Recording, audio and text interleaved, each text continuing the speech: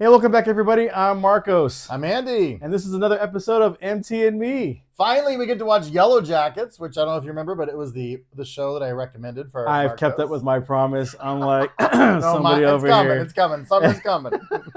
to watch our challenge show. And we also have The Mother, starring Jennifer Lopez on Netflix. So go ahead and sit back, relax, and come hang out with us.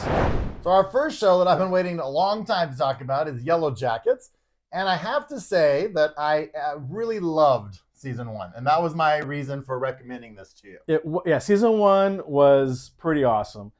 It brings a lot of suspense and like these tense moments, and I like how they open up the show with the girl running away, Yeah, and they slaughter her, and then they're in the snow, and then they cut forward to the current time right. of the show. So now that I'm watching the show, I'm like, all right, I think it was that girl they were chasing down.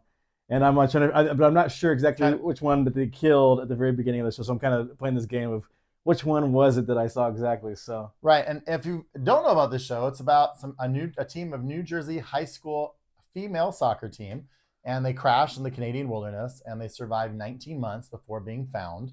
So you got this whole story of survival in the wilderness, and then you've also got 25 years in the future, how this has impacted the lives of the survivors. And like I said, season one, and just to give you this is gonna put this as clearly as I can. So you've got characters playing them in the present and characters playing them in the past. right. So you've got Melanie Linsky, who's a great actress, and her counterpart is Sophia Nélisse. She plays the character of Shauna. Juliette Lewis, we all know Juliette Lewis. She's been around forever. Yeah. And her younger counterpart, Sophie Thatcher, she plays the character of Natalie. You've got Tawny Cypress and Jasmine Savoy Brown that play the character of Thaisa. Christina Ricci, who we all know, and Sammy Henrati, who play the character of Misty. And then you've got other characters, Jackie Van, Travis's brother, Van, Lottie, but those are basically, the ones I gave you are basically the main ones. And obviously the big stars too. You know, I Juliette Lewis. Have you ever seen The Way of the Gun? It's got I don't know if I saw that one. it's got that curly hair. But she always is just the same to me. She right, yeah, but it's got I think it's Benicio del Toro, and it's got it's gonna kill me. I'm gonna have to put it above my head here in a second. But I remember he was a big heartthrob in the early 2000s, late 90s. But one thing I really like about the Yellow Jackets is I've never been a fan of Juliette Lewis, but the girl that plays the young Juliette Lewis, the Sophie Thatcher that plays the young Natalie, she does such a great job of channeling what you would actually think a young Juliette Lewis to be like. Yeah, she does. She does a phenomenal job. Yeah, she's got just the mannerisms. And actually, the young Natalie is actually one of my favorite characters to watch on the show. Yeah, no, the story seems more interesting of them in the wilderness versus this mystery of who's like. So they set up the story as one of the characters that was lost in the forest. He plays the boy interest, and he's hung or he's been murdered. So right, now Travis. Yeah, Travis. So they're trying to figure out who murdered this kid, and the more present version of the show were the adults, and them dealing with their trauma that they've gone through with that past experience. And what's weird is that in the younger versions of themselves, the trauma kind of manifests itself very quickly. And I don't know if that's something that happens normally, or is this something they're kind of like exaggerating for the show. People that go through certain things, develop certain issues later in life. But I just wonder how I don't know. It just seems like I wish they would kind of make it to where it's something more clinically, but it seems very exaggerated. And also think because they survived this crash, and then they see so many of their friends after the crash that have died, and then they send a friend away on a plane thinking that she's going to save them all, and they see her die. So they see all they're seeing all this death. So I agree. Right. There's a lot of different elements, a lot of trauma going on here. But I agree with that. My favorite part is I want to know what happened when they were in the wilderness. I want to know how they get out of there. Right. And then you've got this whole element in season one. I felt in season one, you had this element of like, okay, one of these girls is like, has some sort of psychotic, just made me, it's like, who's going to be the evil villain? Which of these girls is going to become this evil villain that separates the group and has all these strange things happen? They're kind of leaning towards the character of Lottie in season one, that she's, leading them down a path that's not a good path. But then all of a sudden in season two, I feel like it just, It's not the same. Yeah, who was the girl? Was that Lottie or which one? Lottie. Yeah. Lottie is an So adult, now huh? she's this cult leader, or is that the one I'm thinking about? Yeah. Yes, Okay. yes. And so Cult, or this is it is even a this cult? is weird. Yeah, I think. I mean, I'm assuming that in the show she begins this Hulk movement as well, because there's this strange symbol that they found in the house, or they find a cabin in the first season that they kind of take shelter in, but there's a strange symbol around the guy that died that was living in the house previously, and so they've kind of taken this symbol on as like their crest for Right. their little group now on the dark side of things. And so, Right, but thinking that it was gonna be Lottie that was crazy, and all of a sudden in season 2, it just seems like it's she's not, and she's grown, and like she's got the same trauma as the other girls. They're now kind of leading you to believe that it's this mystical, malevolent force, right, yeah, that's created and caused. Yeah, and I didn't get that feel in season 1. Right, it seemed more it was an internal thing within the girls, and then now they're taking it supernatural. Yes, but you know what?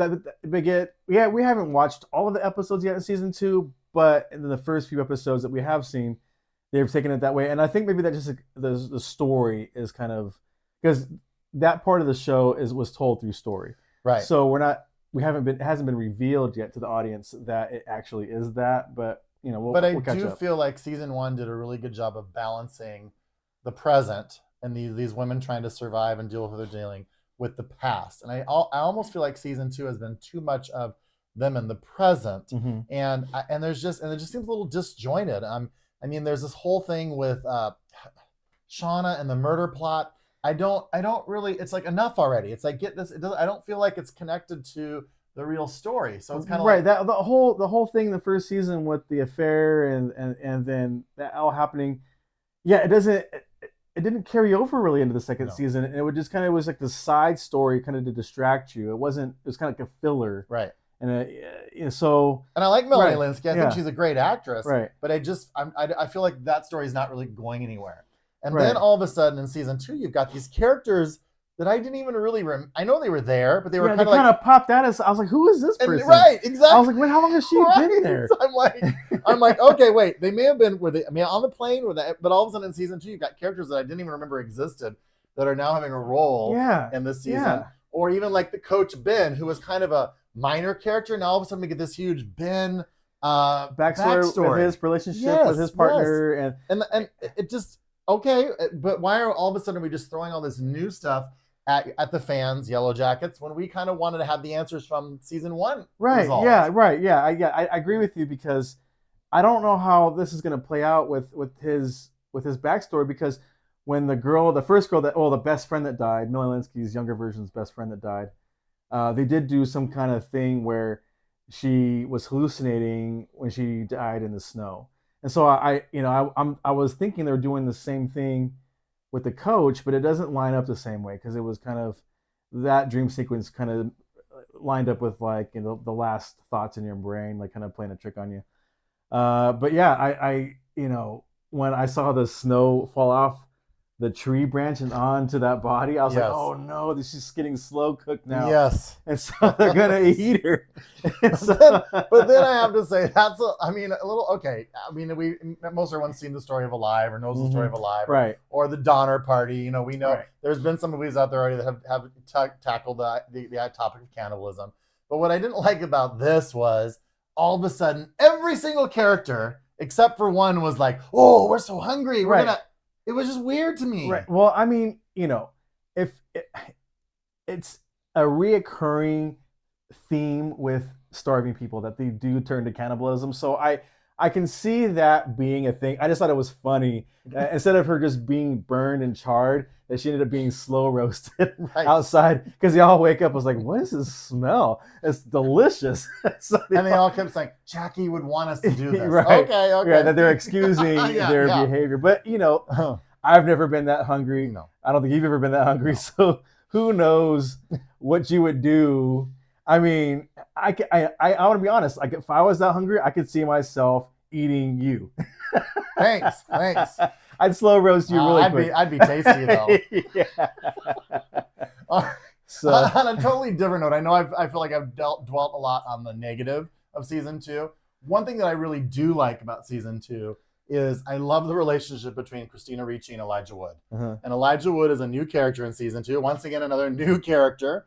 Right. But for me, that character actually works because Christina Ricci's character is such an oddball that she kind of needs someone to like balance her out, to challenge her a little bit. So I don't really know where they're going with it. But so far, I'm intrigued by that storyline. Right, yeah, because I guess he is primarily focused on the missing person, the missing ex-boyfriend Yes. of Melanie's character, but she's kind of trying to divert it to her lost friend because she's now looking for Juliette Lewis's character. Right.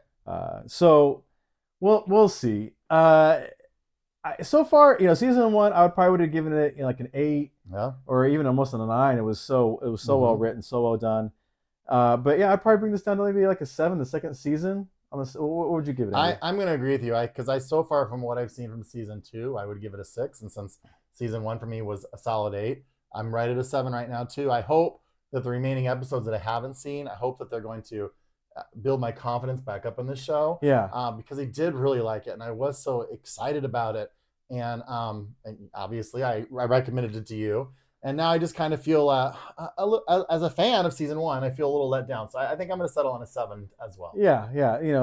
I like seeing the duality of that one character where who has a little tunnel under their house that leads into like this weird stone room with an altar. Like, who has that kind of room? Like, I don't know. I've seen basements. I've seen like other shelters, but this random tunnel into this. I wonder if she had that built. Right. Maybe her alter ego had that little room built when they had moved in. I don't know. And she didn't. It was, little things like that were pretty out there. But who knows? So if you like the show, let us know. If you think our take is wrong or on point, let us know as well in the comments. Maybe you like season 2 more than you like season 1. Yeah. So yeah. Let us know. And this week for our movie, we are watching The Mother on Netflix. Mamma mia. It was just Mother's Day.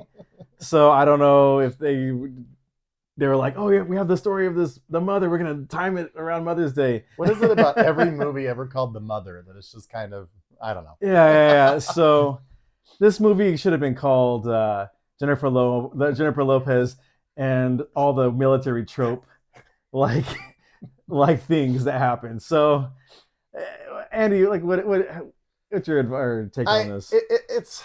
I don't want to come across as acting like it was horrible, because I don't know if it was the worst movie I've ever seen, but it's for me, I'm so used to seeing Jennifer Lopez play romantic comedy.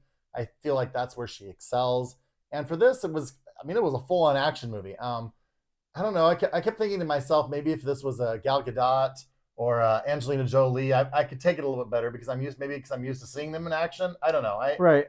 It's not that Jennifer Lopez couldn't have played a good action hero or whatever, but for me, it just seemed so overdone. Like, it wasn't grounded at all. She was just like this commando Rambo character. She didn't miss a shot. She was like point on for everything, and it's just like, okay, all right, I get it. And basically, the premise is, while fleeing from a bunch of different dangerous people, she's an assassin. She comes out of hiding to protect her daughter. And there's Joseph Fiennes, Gael Garcia Bernal. Both, they play the characters of Adrian and Hector. 2 men that really want to kill her. One of them is the father of the baby. We never know. She never tells us. Mm-hmm. But her daughter now is in protective custody, being raised by, I guess, her new parents, foster parents, whatever they are. And that's just kind of the premise. So now she's here to save her child from these 2. But the reality is, I don't think either of them really care about the baby either. They just want to get her out of hiding because they're trying to take her out. It's this revenge, or trying to keep our secrets in check, even though she's already gone to the FBI and let them know everything that was going on.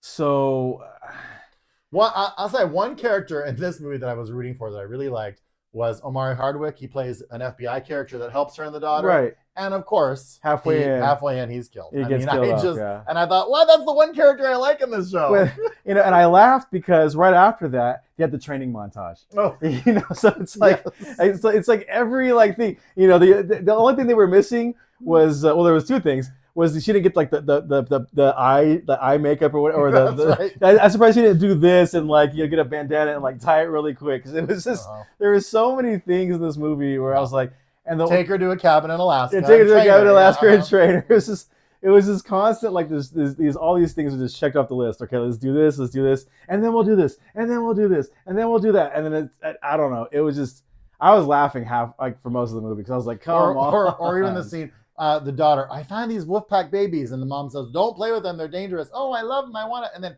wow, one of them bites her. I mean, it's right, like... yeah, right, and then that was the part of the plot that was pushed forward to continue the story because now she was in the doctor's database, and somehow they have super hackers that just have trackers on everything. It's just everything is that's what I don't like about like spy movies or like these military type movies because they just make it seem that the bad guys just have they're these most sophisticated tracking and computer hacking devices. I'm like, come on, how the heck? It's like usually those kinds of systems are like closed loop systems. Where I'm like, how is this getting out? I'm like, come on. They're watching us. They know what we're doing. They have the ability of the whole government when there's like this small cartel of people. It's just so overdone. It's just like it was exhausting to watch this. The only thing that I thought I was gonna call right was when the wolf mother, since she was like feeding her and like kind of taking care of her. I was expecting it the whole time, but it never happened. Was like when she was fighting, I thought the wolf was gonna come and like show the guys. I was like, this is gonna come, but they never did it. No. So they did subvert my expectation on that. But yeah, I mean, and obviously the bottom line, the premise here is she is a mother, the mother. Oh, and that's kind of crazy too. No name. Jennifer Lopez has no name this entire movie. She's always the mother. I don't think. So, no, I don't know if they gave her a name in the movie. I never heard it. I was even watching at one point in time, like, oh wait, I don't know what her name is. Are they calling her? No name. But I mean, obviously, a mother will do anything for a child, and that's obviously what this movie is called, is The Mother. So all I can say is, if you're looking for an action-packed flick without a whole lot of plot and it's it's very much she's just gonna mow over everyone. She's not gonna lose and win the day and save her daughter. And what's your rating on this one? Oh, dude, probably like a 3. Oh, well, you're going lower than me. I'm gonna give it a 5. Ooh, that's I know. Generous. Well, yeah, that's generous. So I don't know if it's one I'd want to watch again either. No. But I kind of had a little bit more high hopes for it. I thought it was gonna be more exciting. So who knows? Yeah, I mean, I'll give credit to the cinematography and the lighting, but the writing was just very subpar. The acting was subpar, average to subpar. So, if you love this movie, tell me in the comments, please, because explain to me why you loved it. But it's not good. I think it's gonna go down as probably one of our lowest movies with a 4. So yeah, it's sorry, J-Lo. Sorry, J-Lo. Go hang out with Ben. I don't know. Maybe you guys. I don't know. His movie. Maybe you guys can make a better movie together somewhere. Right. I don't know, but yeah. Anyway. But yeah, check it out if you want. Let us know. Hey everyone, thanks again for sticking with us to the end of the show. If you're new here, please consider subscribing, dropping a like, posting a comment, letting us know if we're horrible at reviews or we're good at reviews or I don't know, anything. But got a lot of exciting things coming up. A lot of exciting things coming up this summer. We got like movies like Indiana Jones. Yes. Dun, dun, dun, dun. Yeah, I think everybody's excited for that. Or maybe they're not. Maybe they're tired of seeing this old man playing the same characters over and over again. I love Harrison Ford. So we got The Little Mermaid.